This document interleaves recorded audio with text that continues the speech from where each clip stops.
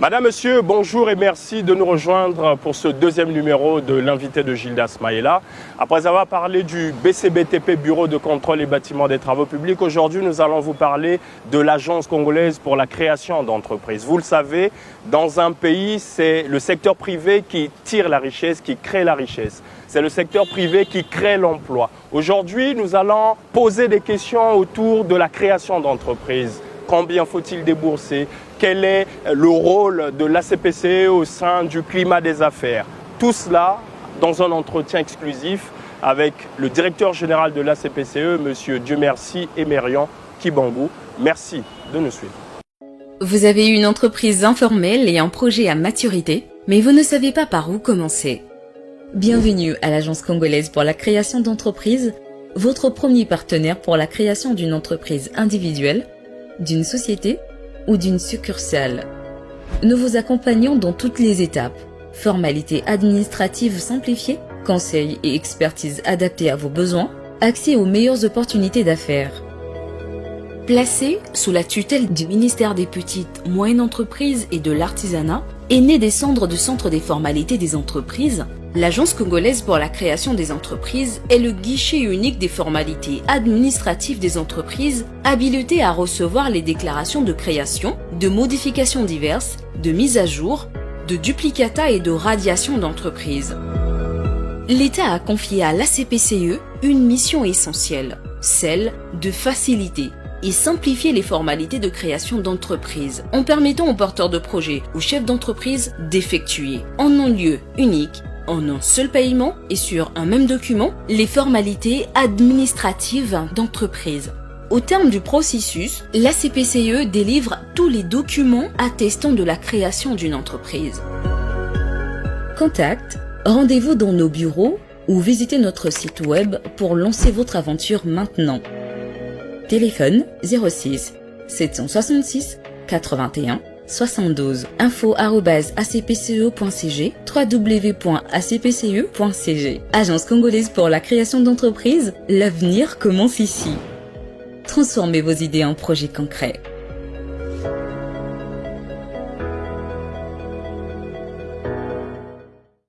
Monsieur Dieumerci Emerian Kibangou, bonjour. Je l'ai dit tout à l'heure, je rappelle que vous êtes donc le directeur général de l'ACPCE. Merci d'accepter d'être l'invité de Gildas Maïla. Merci beaucoup, Monsieur Gildas Maïla, de nous avoir fait l'honneur d'échanger avec vous aujourd'hui. Alors, Monsieur le directeur général, je l'ai dit tout à l'heure, pendant l'ouverture de cette émission, le gouvernement de la République vous a assigné plusieurs missions. J'aimerais aujourd'hui que vous disiez à ceux qui nous regardent quelles sont ces fameuses missions qui ont été assignées à la CPCE et votre rôle dans ce que j'appellerais l'écosystème entrepreneurial congolais. Très bien. Il faut d'abord peut-être expliquer le genre ce qu'on appelle ACPCE. Donc ACPCE, c'est l'Agence congolaise pour la création des entreprises, qui est aussi le guichet unique des entreprises, guichet unique des formalités des entreprises. Elle a pour principale mission de simplifier et faciliter les procédures administratives des entreprises.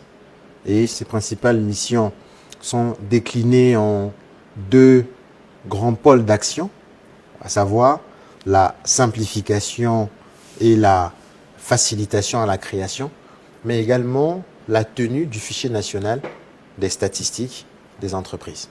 Mais quand vous parlez de faciliter la création d'entreprises, de quoi parlez-vous exactement? Comment se matérialise-t-elle cette facilitation?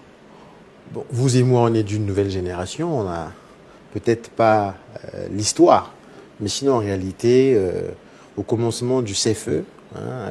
Oui, parce qu'effectivement, à l'époque, c'est le CFE. Exactement. CFE, Centre des formalités des entreprises. Exactement. Il fallait tout un parcours du combattant pour créer l'entreprise, jusqu'à même des enquêtes de la sécurité d'État. Donc vous voyez à peu près... Ça c'était quoi, sur la moralité de celui qui veut ouvrir son entreprise, l'origine des fonds? Probablement, mais c'était à peu près ça la loi, qu'il fallait toute une batterie d'actions, toute une batterie d'enquêtes, toute une batterie de documents, c'est-à-dire vraiment un parcours du combattant pour pouvoir créer une entreprise. Mais au fil du temps, au fil des années, le législateur, le gouvernement a a trouvé utile de simplifier cette formalité, en réalité une formalité qui devait être simple, parce qu'il s'agit tout simplement de créer une entreprise. Donc l'ACPCE fait en sorte qu'en réalité, la personne qui veut créer son entreprise n'ait plus à faire face à plusieurs administrations, n'ait plus à avoir beaucoup de ce que certains appellent tracasserie, mais en réalité c'est le fonctionnement de l'État. Mais on simplifie ça en un seul lieu pour que le chef d'entreprise se concentre sur l'essentiel, à savoir créer de la richesse. Alors, s'il faut faire une comparaison à l'époque du CFE, combien de jours, combien de mois, combien d'années pour créer l'entreprise, pour faire la différence avec l'évolution que nous connaissons aujourd'hui au niveau de la CPCE? Peut-être que les statistiques manquent de manière beaucoup plus structurelle, mais des fois, ça peut faire plus d'une année pour avoir l'autorisation. À l'époque du CFE? Avant la mise en place du CFE, on peut faire toute une année pour pouvoir créer une entreprise. De quoi décourager probablement, les potentiels entrepreneurs? Probablement, peut-être c'était pas l'idée, mais en réalité, c'était une batterie d'actions publiques qui peut-être ne communiquaient pas. La lourdeur de la, la machine. Lourdeur administrative Exact. qui faisait en sorte que ça devenait difficile de comprendre. Et aussi, c'était un environnement social, politique, comme qui dirais-je, axé sur une forme de communisme. Mais depuis la libéralisation de l'activité, je crois que beaucoup de choses ont été mises en place. Et donc aujourd'hui, avec la CPCE, quels sont les délais? Avant peut-être de parler de délais, il faut peut-être parler en réalité des administrations qui interviennent. D'accord.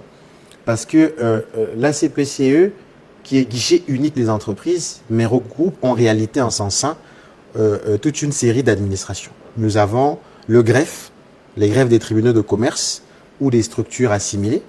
Nous avons qui délivre le RCCM. Nous avons la Direction générale du commerce intérieur qui délivre les autorisations d'exercice d'activité commerciale. Nous avons l'Institut national de la statistique qui délivre le CIEN et le CIET, ce qu'on appelle système d'immatriculation des entreprises et système d'immatriculation des établissements. Nous avons le NIU au niveau de la Direction générale des impôts, donc le ministère des Finances, qui délivre l'attestation d'immatriculation unique des entreprises.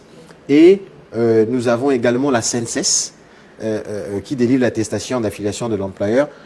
Et enfin, la CPCE qui délivre la licence unique d'exploitation des entreprises. Donc vous voyez à peu près, nous avons en réalité derrière la création de l'entreprise une série de 6 administrations qui doivent délivrer des actes administratifs. Mais en réalité, monsieur le directeur général, les mêmes administrations existent sur le parcours, mais pour bien comprendre la situation, c'est la CPCE qui fait toutes ces courses-là. Exactement. C'est tout l'intérêt. C'est pour ça que nous sommes repartis depuis l'histoire, pour essayer de nous fixer, nous, la nouvelle génération, mais pour ne pas aussi oublier ce qui a été fait. Jeunesse et dynamisme. Et bien, surtout savoir ce qui a été fait, le parcours, afin que nous soyons, comme qui dirais-je, un peu plus, nous relativisons, c'est même le mot, parce que des fois, on a l'impression que tout s'est fait en un jour. Mais c'est tout un parcours qu'il faut savoir apprécier ce qui a été fait et décliné. Mais donc, toutes ces administrations, effectivement, délivrent des actes administratifs, travaillent en leur sein, fonctionnent. Et ben, la CPCE, pour ne pas que le chef d'entreprise se permette d'aller dans cette administration, avoir plusieurs personnes à échanger. Avec le risque de perdre certains documents, certaines pièces administratives et tout reprendre. Exactement. Donc le guichet unique ou ACPCE a été mis en place depuis 2017 pour répondre à cette exigence. C'est-à-dire que vous venez en un seul lieu, un seul paiement, vous êtes libre de tout mouvement et la machine derrière est mise en branle pour que les documents vous soient délivrés. C'est pour ça que nous avons un jargon technique, nous disons le back-office et le front-office, un peu comme chez les journalistes. Exactement. Voilà, donc nous avons le back-office où toutes les administrations travaillent et le front-office où le chef d'entreprise qui n'est pas censé se fatiguer avec toute cette lourdeur administrative, ben, nous faisons ce travail pour lui. Alors, on sent la ferme volonté du gouvernement d'améliorer le secteur, de faciliter la chose et avec l'évolution de la façon de faire, on arrive à digitaliser les services. Alors, cette digitalisation au sein de la CPCE, comment a-t-elle boosté la formalité en elle-même? Très bien. Merci beaucoup pour la pertinence de la question parce qu'en réalité, la digitalisation n'est plus un enjeu pour les administrations en réalité à travers le monde, pour les États qui se veulent modernes. Ça devient un impératif. Mais pour le cas de l'ACPCE, donc du guichet unique de formalité des entreprises, cette digitalisation est à 2 niveaux. On vous l'a dit, quand on crée l'entreprise, ce n'est pas que l'ACPCE. la CPCE et ses administrations partenaires. Ils sont environ 6. Mais si on ne digitalise que la CPCE, on n'a rien fait. Exact. Parce que ça sera un des documents sur l'ensemble qui va être digitalisé. Donc il y a la digitalisation de l'ACPCE et des administrations partenaires de l'ACPCE et la digitalisation externe, c'est-à-dire que la partie où l'usager ou le chef d'entreprise vient pour faire ses formalités ou ne vient pas, mais faire ses formalités depuis chez lui à la maison. Pour parler le cas de la digitalisation qui s'est fait à l'ACPCE, nous pouvons dire qu'il n'y avait que sur l'ensemble des administrations 2 qui étaient un peu informatisés. Nous avons le NIU qui était informatisé et nous avons quelques greffes des tribunaux de commerce, notamment à Brazzaville et à Pointe-Noire. Mais sinon, les autres étaient encore dans du manuel. Jusqu'en 2022, il y avait des cartons verts du CNC qui quittait Ouesso jusqu'à Brazzaville et qui repartait de Brazzaville jusqu'à Ouesso. Par la route ou par vol, mais en tout cas... Donc c'était ça, jusqu'en 2022. Donc vous voyez des fois les gens qui n'avaient jamais leur CNC parce que entre Ouesso et ça se perdait en chemin et nous avons retrouvé des tas de CNC qui dataient des fois de 5-10 ans avant que nous arrivions en fonction. Donc c'est pour dire que c'était véritablement un réel parcours du combattant et à Brazzaville et surtout ceux de l'intérieur. Donc il fallait dématérialiser. Exactement. Donc nous sommes emmenés à dématérialiser une direction générale qui n'est pas notre direction générale, mais qui était la direction partenaire. Nous avons dématérialisé alors l'Institut national de la statistique. Naturellement pas l'ensemble du processus de l'INS, mais nous avons dématérialisé l'ensemble des actions que l'INS pose pour générer le CNC. Et maintenant, le CNC est complètement digitalisé, sécurisé à travers un QR code. C'est-à-dire qu'il devient infalsifiable. Dans le même esprit, nous avons également digitalisé la Direction générale du commerce intérieur, qui délivre les autorisations d'exercice d'activité commerciale. Donc, il y a, au niveau de cette administration, ces autorisations n'étaient quasiment pas délivrées à l'intérieur. Ils avaient que des attestations provisoires. Maintenant, grâce à la digitalisation, de manière instantanée, quand le directeur général du commerce intérieur valide de son bureau, le dossier se retrouve systématiquement à Ouesso, systématiquement à Madingokai, systématiquement à Sibiti, systématiquement à Nkai. Voilà, grâce à la digitalisation. Donc voilà la deuxième administration que nous avons dématérialisée depuis 2022. Et aussi nous avons poursuivi avec les greffes. Tout récemment, en 2023, et nous avons digitalisé le greffe du tribunal de commerce de Dolisie et le greffe du tribunal de commerce de Kinkala. Ceux de Ouesso, Owando, Nkai sont en cours. Et nous travaillons de concert avec la Commission nationale de l'OADA et les présidents des tribunaux de commerce ainsi que les greffiers en chef qui n'arrêtent pas de nous solliciter afin que nous puissions harmoniser les actes. Parce que ce qui sous-entend la digitalisation, c'est que nous avons des actes qui sont les mêmes partout.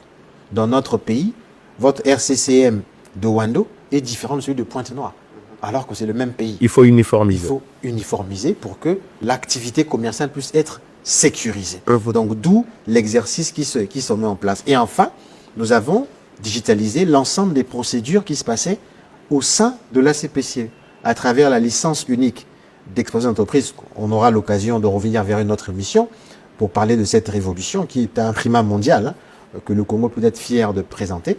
Nous avons également digitalisé l'ensemble du processus. Donc ça, c'est la digitalisation, comme qui dirais-je, interne aux administrations. Je peux dire que tout ce qu'on vient de dire n'intéresse pas le Congolais. Le Congolais a besoin que moi, je suis chez moi, je crée mon entreprise. Ou bien quand je viens chez vous, je ne remplis pas les 9 formulaires qu'on remplissait avant et de manière manuelle sur les papiers consents quand nous étions à l'école primaire pour faire les dessins. Et voilà, c'était ça la CPCE en 2022. Donc, depuis 2023, quand le chef d'entreprise vient à la CPCE, il ne remplit aucun formulaire. Il vient avec sa pièce d'identité, son contrat de bail et le paiement. Il ne remplit aucun formulaire. Tout est fait comme dans une banque. Voilà.